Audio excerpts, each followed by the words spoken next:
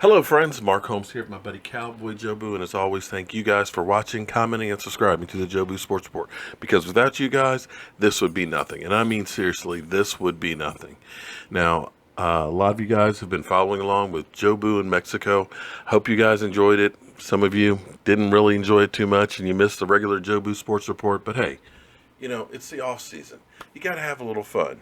And what you have to understand about me and Jobu is you probably wouldn't be watching this right now if it weren't for Jobu.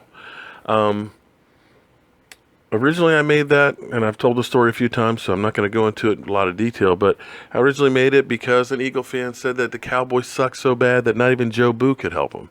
And I was just going around taking pictures of it. And the cool thing about it was, when people would see me taking a picture of this voodoo doll, which was kind of like Flat Stanley, if you ever heard that story, or go ahead and Google it, you'll understand what Flat Stanley is. But basically, it was a picture that went around the world, and they just took pictures of it in all different places.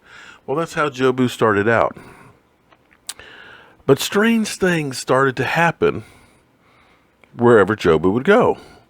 It would seem like I would end up having the perfect timing for things. People literally waited in line for hours to get on the set of First Take. I just showed up to film the line, and one of you great fans out there says, "Hey, Jobu," starts a conversation with me. I do a little video with him. The next thing I know, I'm getting swept up with the crowd, and we're in the opening of a First Take show.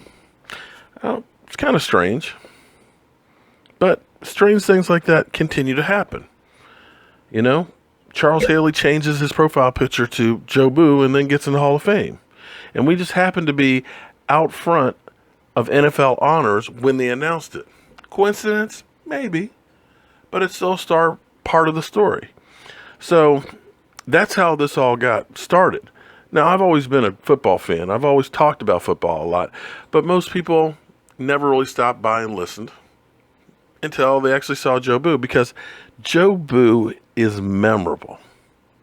I can run into people. They won't remember me, but they'll remember the doll.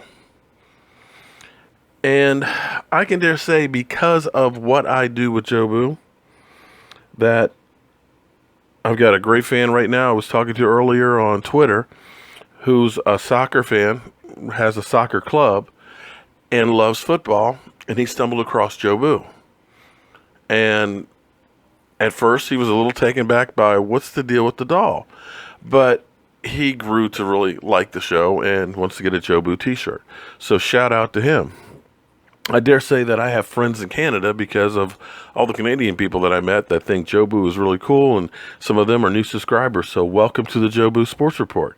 And I can say that I honestly have friends in Mexico now, too, that are all following it. Now, I can't say that those people would be now following me had they not met me with Jobu on there. So I appreciate everybody that follows along, but don't ask about me losing the doll, because it's not going to happen. If you can't take me with Jobu, then you can't take me, because a lot of Jobu is me. So we're kind of intertwined with this thing. So that's where we are. Now, I want to give a shout out to the Rooney family, who Dan Rooney, one of the cornerstone owners of the NFL, has died today.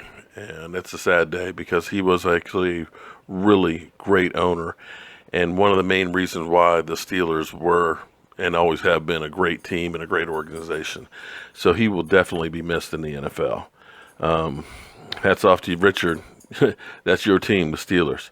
And speaking of Richard is the guy you may have seen me in Mexico and stuff with.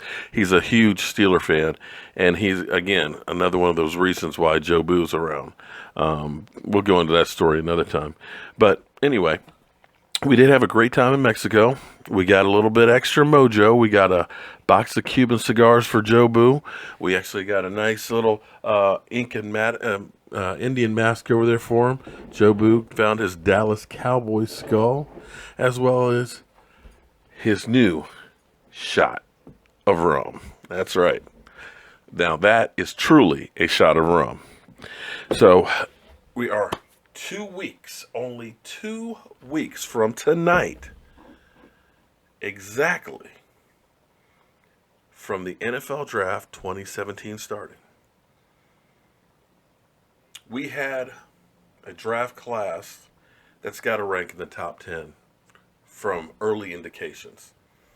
I mean, To get Ezekiel Elliott, and hasn't been in the news getting in trouble the last couple of weeks, which is shout out to you, Zeke.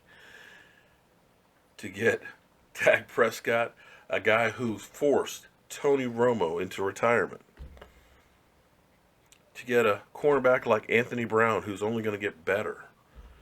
Collins, Tapper. Gathers may be another guy. So you're looking around at all these players that we drafted that could be cornerstone pieces for our team. If we can have a draft close to that this year, lights out. This team could go really, really far. Now, you guys know, anybody who's listened to me knows that the one thing I would never, ever do in the draft, and that's move up.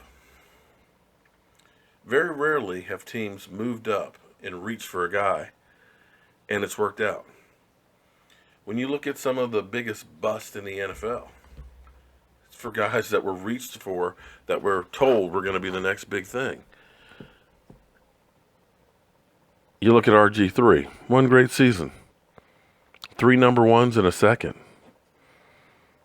You look at Jared Goff this past year. Now, he's got time to turn around, but he's got a long way to go. You look at us with moving up for Morris Claiborne, a guy that all of the draft experts said, hey, can't miss player. Maybe the best defensive player in the draft. Yeah. Didn't work out too good for us, did it? So from that standpoint, it's not always the guys that are taken early.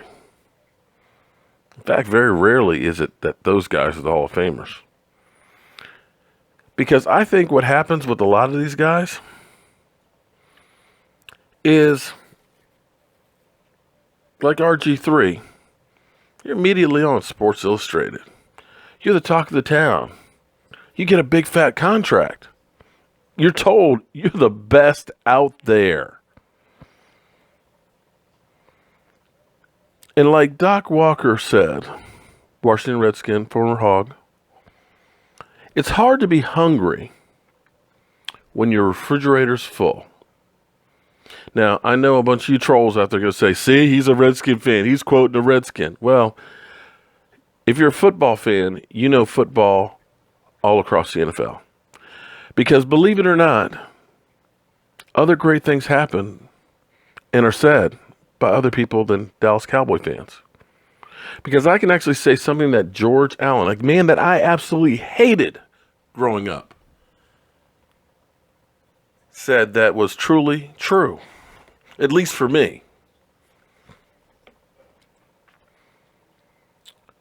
He said, when you lose, a little part of you dies inside. Nothing important now. Not a kidney or a liver or something like that. Maybe it's an appendix.